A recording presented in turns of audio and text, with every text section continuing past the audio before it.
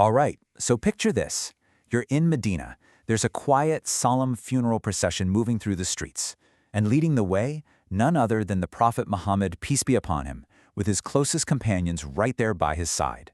But walking quietly behind them, there's a man who is just completely locked in on this single moment. See, he isn't just there to mourn. Nope. He's on the very brink of a discovery he's been chasing his entire life. You can just imagine, his heart must be absolutely pounding with anticipation. For this guy, a single glance, just one look, could be the final piece of a puzzle he's been working on his whole life. So what was he searching for? I mean, really, what was this massive secret he felt was just moments away from being revealed? Well, that man was Salman Al-Farsi. And his story? It's an absolutely incredible, decades-long search for the truth. So, to really get what's happening at this funeral, we've got to rewind. I mean, all the way back to the beginning. We're talking about the mighty Persian Empire. That's where Salma's story really kicks off. You know, Salman wasn't just anybody. He was born into a life of serious privilege. We're talking a noble, influential family. His dad was a powerful local leader, the whole nine yards. He was surrounded by wealth, honor, and, like everyone he knew, he followed the religion of his people, which was fire worship.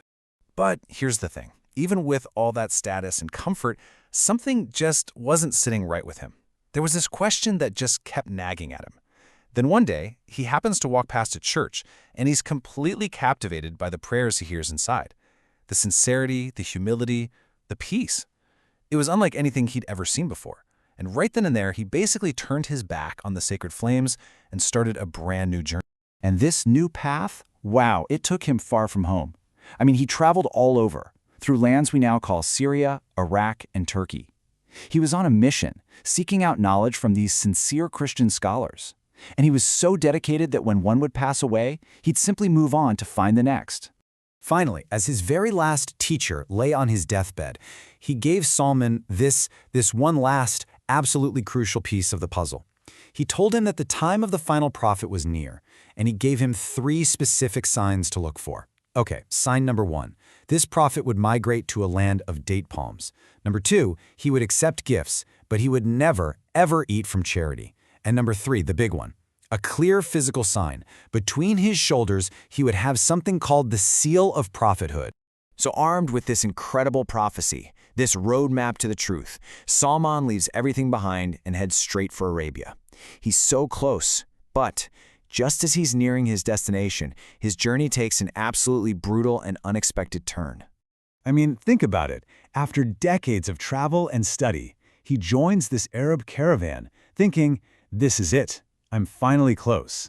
But the very men he trusted, they betrayed him. They sold him, this noble man who'd given up everything for the truth, into slavery. It was just a crushing, unimaginable blow. And yet, in what must have been his absolute darkest moment, there was this tiny flicker of hope. He gets taken to a city.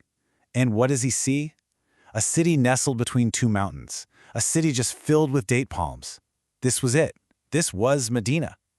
So even though he was in chains, Solomon felt it deep in his heart. He had finally arrived. The first sign? Check. And it wasn't long before news just electrified the entire city. A prophet had arrived from Mecca. This was the moment Salman had been waiting for his entire life. But he had to be smart about it. He had to verify the other signs. And as a slave, well, he had to be incredibly careful. Yeah, he couldn't just walk right up to him. That wasn't going to work.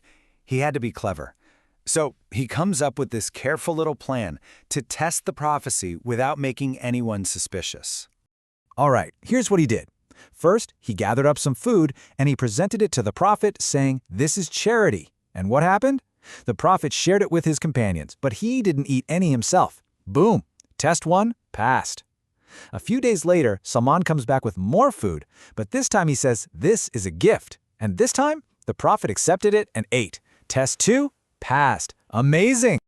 Okay, so 2 signs are now confirmed. It's happening exactly like his old teacher said it would. But what about that final, most crucial sign? The seal of prophethood. That was a physical mark on the prophet's back. How in the world was he supposed to see that? And that brings us right back to that funeral where we started. As Salman is following the procession, just hoping, praying for a chance, a glimpse, it's like the prophet knew.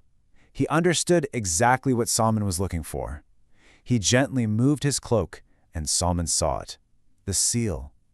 And in that single, fleeting moment, his entire life's search was over.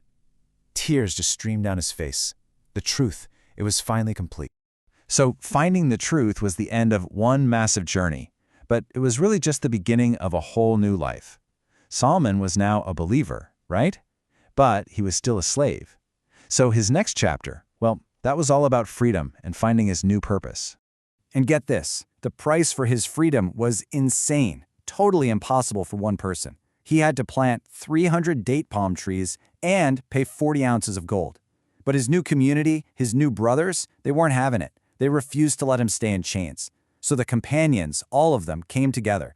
They pooled their money, they got to work, and together they met the price. They bought his freedom. Salman Al-Farsi was finally free. But freedom didn't mean life was suddenly easy.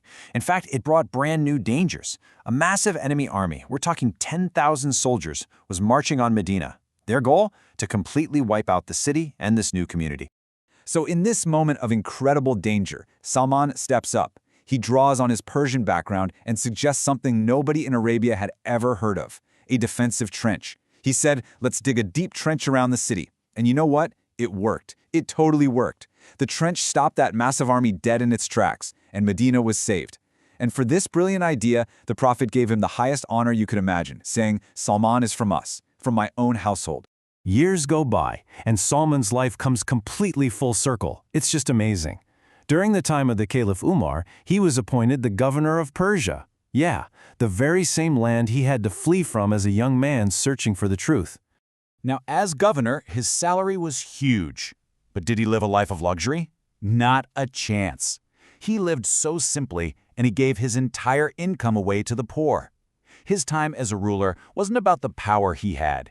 It was about the justice, the wisdom, and this incredible humility he showed to every single person. And then, in his final days, he asked for the doors of his home to be opened wide, for perfume to be spread around. And he just calmly said, honored guests are coming to me, the angels. And just like that, the epic quest that began with the worship of fire in Persia ended with the peaceful passing of a man who became a close friend of God. Wow, Salman's story is it's such a powerful testament to what happens when you sincerely search for something and you just refuse to give up. And it really leaves all of us with a pretty big question to think about, doesn't it? What journey, what purpose is truly worth a lifetime?